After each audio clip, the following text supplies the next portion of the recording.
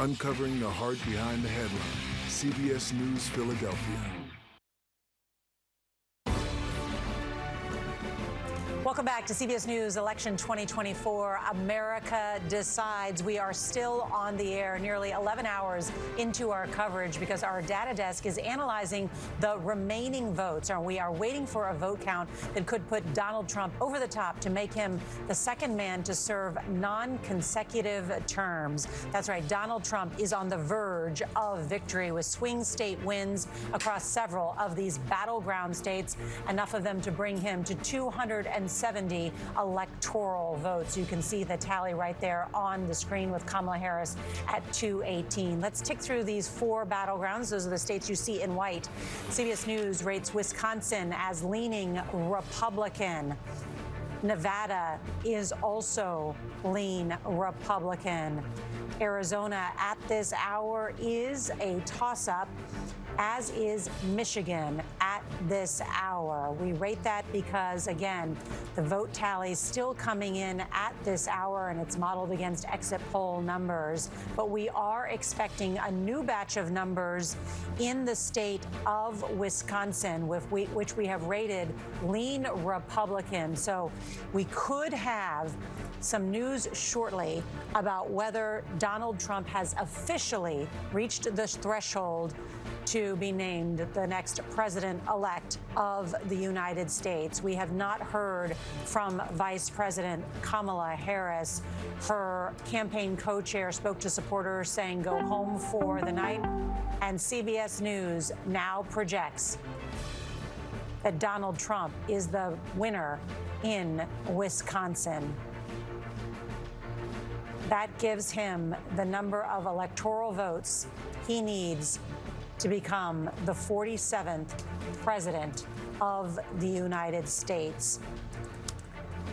This is an incredible moment in American history for Donald Trump, who faced a number of challenges in this contest. It was an election unlike any of us have ever covered. A life unlike any we've ever covered. This man, Donald John Trump, born in Jamaica, Queens, New York City. We are here in Manhattan.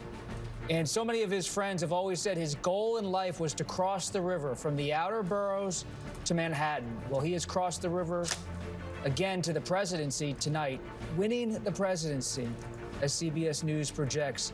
This will usher in potentially an unprecedented era in American history, to have someone who believes firmly that he has total presidential power in terms of official acts based on the Supreme Court ruling earlier this year, does not have to serve in prison despite being convicted in a criminal trial, and despite pressuring his own vice president to overturn an election, has been warmly embraced by the party, the Republican Party once again, and won the presidency based on our CBS News projection. And he is willing and able and ready and excited, I'm told by sources close to him, and including by him himself, to return to the White House and wield power on immigration, foreign policy, the economy, the executive branch. A moment in history. Some Americans are very scared, alarmed. They see Donald Trump as a threat, a danger to American democracy. But as you saw in Florida tonight, many Americans believe he's an agent of change. He's an outsider who speaks to their grievances. This country's not really necessarily ideologically divided, or red versus blue, but it's divided deeply about who Donald Trump is, what he represents, and what this country is in November of 2024. Donald Trump winning the crucial battlegrounds of Pennsylvania, Georgia, North Carolina, Wisconsin. At this point, 4 of those 7 battlegrounds, and we are still waiting on Arizona, Nevada, and Michigan. But a sweep by Donald Trump, who is also doing well in the popular vote. Behind those numbers, the Vice President Kamala Harris failing to bring together the coalition that normally propels a Democrat into the White House. So we will have more on that. Want to go now to Major Garrett at the data desk with more information about how Donald Trump achieved this victory tonight. Major Garrett. So Wisconsin was the key to this re-election of former President Trump, making him president-elect to be the 47th president of the United States. Anthony Salvanto will walk us through, because, Nora, you came over here about an hour ago. We were waiting on a couple of key precincts in Wisconsin to provide the absolute information we needed to make this call. Anthony, how did that happen? Well, we got the information we needed, which was really out of Milwaukee, okay? Once we saw that, it was a question of Kamala Harris, who was trailing, didn't have enough votes to be able to catch up. Even though you see that big number in Milwaukee, it just wasn't enough. The thing, though, the big thing here is this. This is a one-point victory for Donald Trump. Now, how do you do that? It means he consistently hit his vote targets in county after county, or exceeded his 2020 performance. So I'm going to hit, Racine here, and I'll just go county after county where, even if he came close to them in one after another, okay, he was at least consistent with his 2020 numbers or just a little bit better. And that's how he added up all of that to get over the top. So one of the things that you look for, not just in Wisconsin here at the data desk, but that consistency of pattern. And he was able to pull together his old coalition and then add a little more to it, especially in a lot of cities, cutting a little into those Democratic margins with more minority voters, okay, more young voters, all that in and around the cities. And you saw those patterns start to emerge. Not, close victories, but consistent ones throughout those states, Nora. Trump could win all of the 7 battleground states tonight?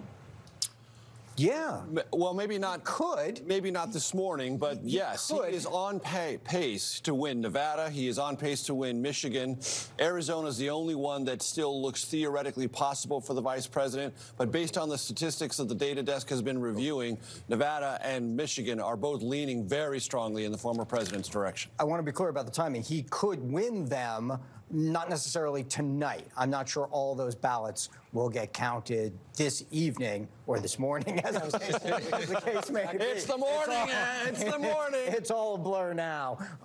But at some point, we'll get through Nevada, Arizona, and Michigan. And the simple thematic truth, Nora and team at the desk, the Trump campaign said for the better part of 2 weeks, the former president has never polled better than he is currently polling. And if he just gets a tick above where he's polling, 48, 49 in all these battleground states, he will win them all. That theory is playing out over and over and over. He was being polled accurately, and he pulled a little bit more than those polling averages to provide the victory in Wisconsin, Georgia, North Carolina, Pennsylvania, and we've told you Michigan and Nevada are setting up very well for him, and possibly also Arizona as well.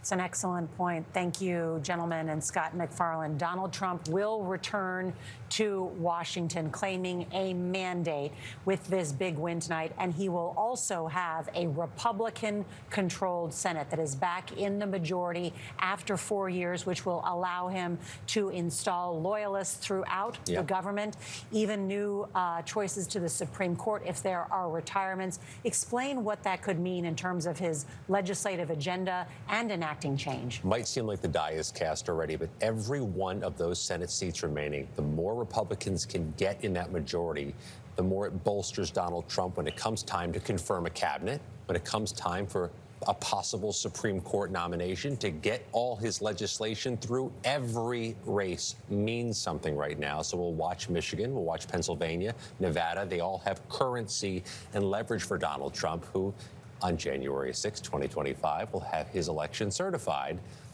by Vice President Harris. I can't get past the human story here.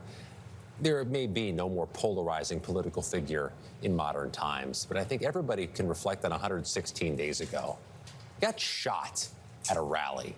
I was there in Butler, Pennsylvania. Any number of people I met at that rally, we still carry some of that with us. It was a seminal moment in our lives to be ducking bullets at a Secret Service protected rally. He got hit by one and kept going to the rallies, kept walking out on that stage to those microphones. You mix that with his brand of being a fighter and having courage, that iconic image, pumping up that fist, blood dripping down his face. Hard to imagine that didn't have an outsized impact, and not just in Western Pennsylvania.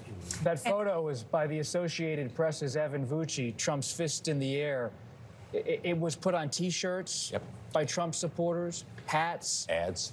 It was on the billboards of other candidates and yard signs of other candidates trying to associate themselves with him, saying, I'm a fighter like. And it was their heads were small and his picture was large.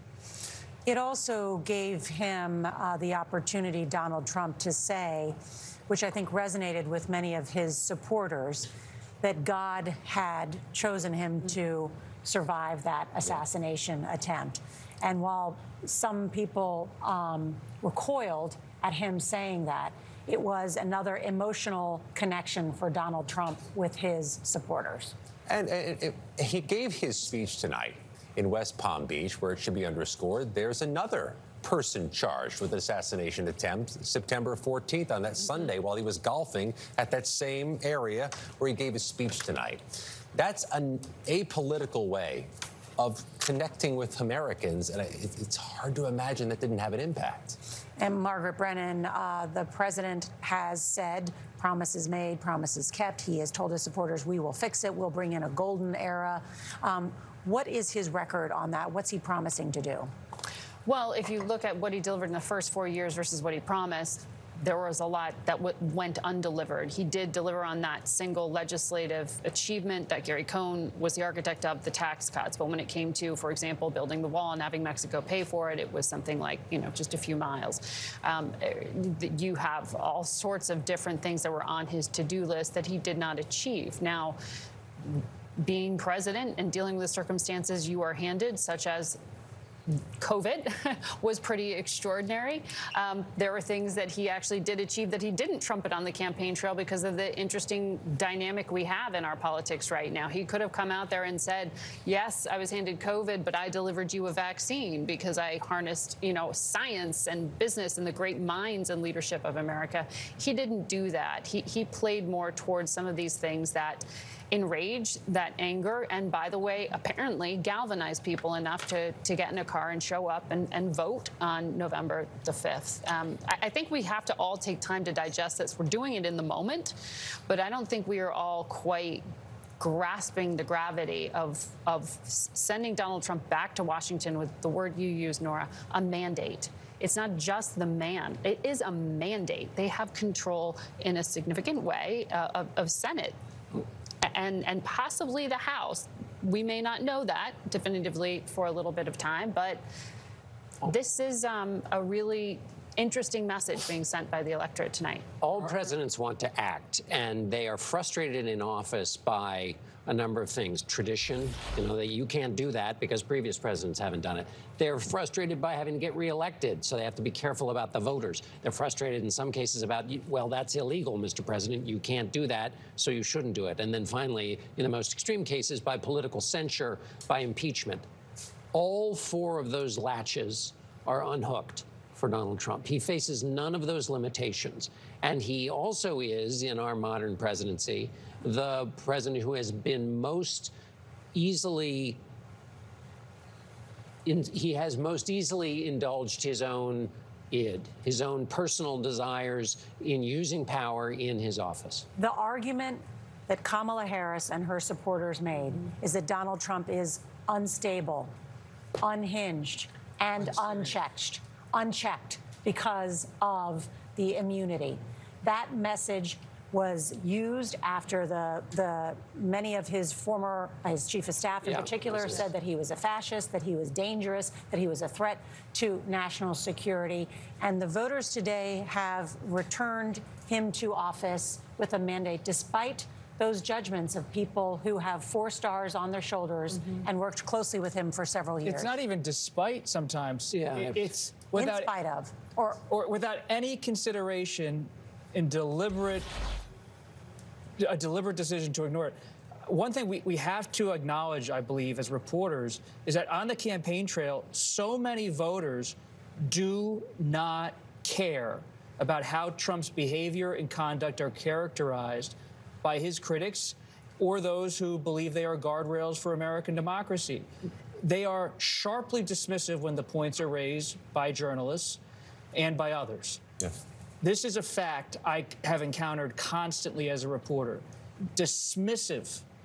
And when you bring up all these different data points about character, conduct, and about how presidential norms have been established for over 2 centuries in American political life, there's a pushback against that kind of assertion about norms, constitution, a constitutional system, and even the rule of law.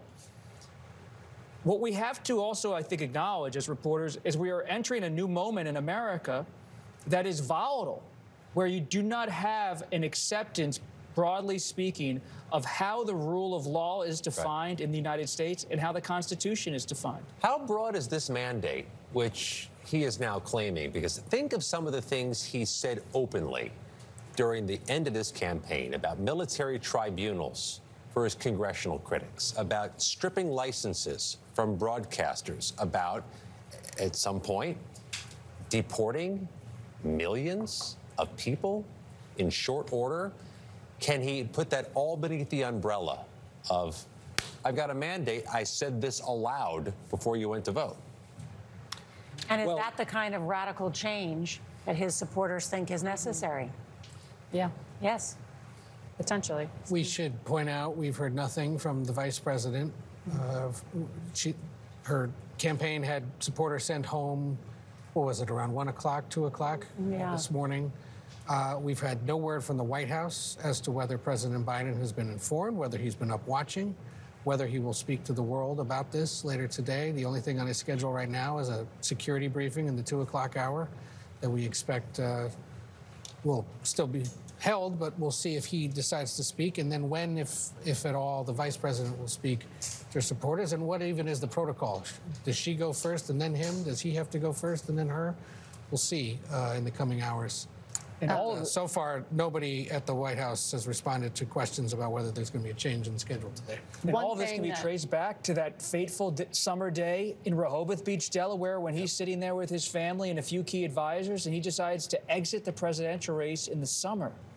Stunning.